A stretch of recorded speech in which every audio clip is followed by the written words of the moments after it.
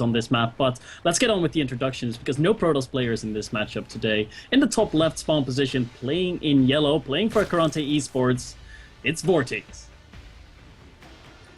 And he is going up against the Terran player from Russia. He has been able to win the first game, did lose the second one. How is he going to fare in the third one? It is the Red Terran player, NoName. And look at that SCV.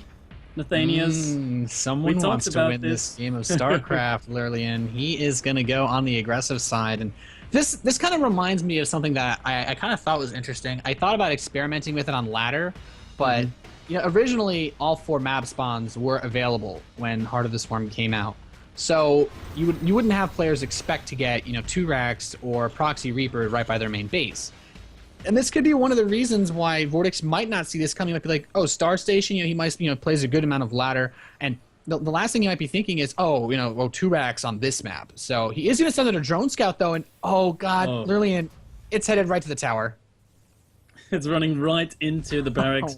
And how is he going to respond? Vortix has that drone now working away at the SCV, and NoName is trying to make the best out of this situation, but the best still is going to be very difficult. He's hoping his SCV is going to construct at the behind of the barracks, which it finally does, but the drone can just move behind there. There was no wall, and that is really going to be close to the end of this rush for NoName. Will be forced to cancel the second Rex. Might finish the first one barely.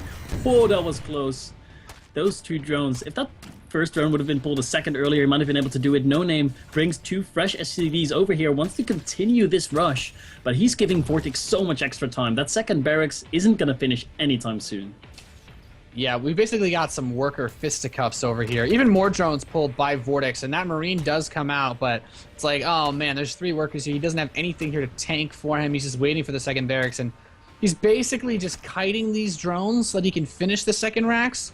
But, I mean, at what cost? He's already lost 2 of his workers. It looks like poor Mikas is going to fall off the edge of the world again. But this has been such a rough opening for NoName. Vortix, he's not going to be fooled. And we have 6 Zerglings on the way, Lillian. Yeah, but the Zerglings are already coming, and by the time the Zerglings pop out, I don't even think the second barracks will be done if Vortix continues to micro his drone. I believe the first Marine was killed by those 2 drones. Yes, it has been. The second Marine is now popped out of the barracks, and the hatchery is on the way behind this for Vortix. He's going to be dealing with this fairly well. Have to keep in mind, he did lose a few workers in the process, though. He lost 1 worker. NoName lost 2 workers. And he already has the Zerglings now out on the field. Those Marines are in a pretty good position, though. If the SCV gets in position and blocks them... doesn't. Yeah, he can kind of put him in a choke point, but actually, he wasn't wasn't exactly where he needed to be. He's going to lose all of these Marines, and NoName, I feel like this might be one of those situations where you're a little bit tilted going into Game 3, and maybe you should have tried to cancel those barracks and just go for a really late CC first. But Vortix is going to take this series.